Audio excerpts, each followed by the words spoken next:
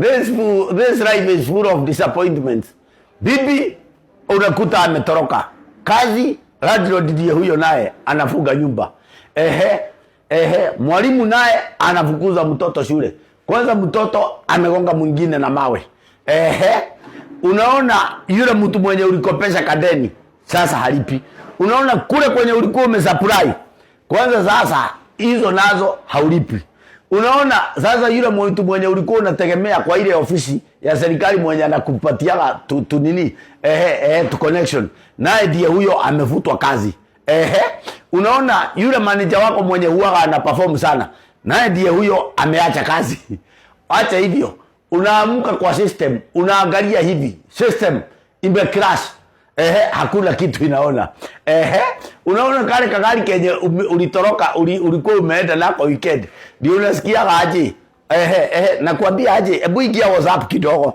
Unakuta kagari kako kwa mto. Ni kama kamewekelewa hapo atikalipa kakaenda kwa mto. Sasa unaambiwa kilori kinataka giliite cha kukainua juu ndivyo ikaleta kwa barabara. Unaona yule dereva ile siku yenye kakazi kameivana. Huyo dereva ndio ile siku yenye haamuki. Amekunywa jana. Amekunywa jana sasa haamuki. Okay. Unaona na vyenye kakazi kako kanaendelea pale Githurai roundabout. Serikali na kajo ndio hii. Umekuta imebomoa. Na vyenye jana ulikuwa form.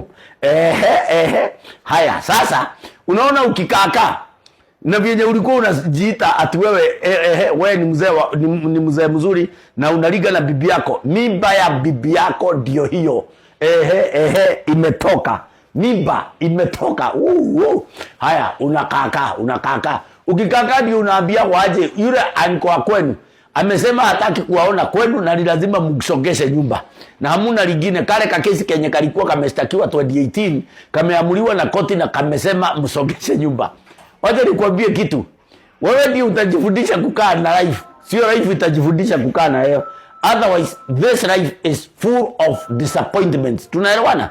Sasa wewe jifundishe kukaa na life na kutoka hapo utakaa mtu wa maana sana. Ni kama sasa hii useme unataka kuona Mungu.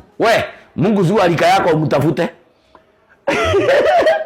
Wale walitaka kuona Mungu kwa Biblia soma vyenye ilikuwa. Sasa ni wewe ujifundishe kukaa na Mungu, si Mungu ajifundishe kukaa na yeye. Wewe fara, sijui nitakusomesha mpaka lini.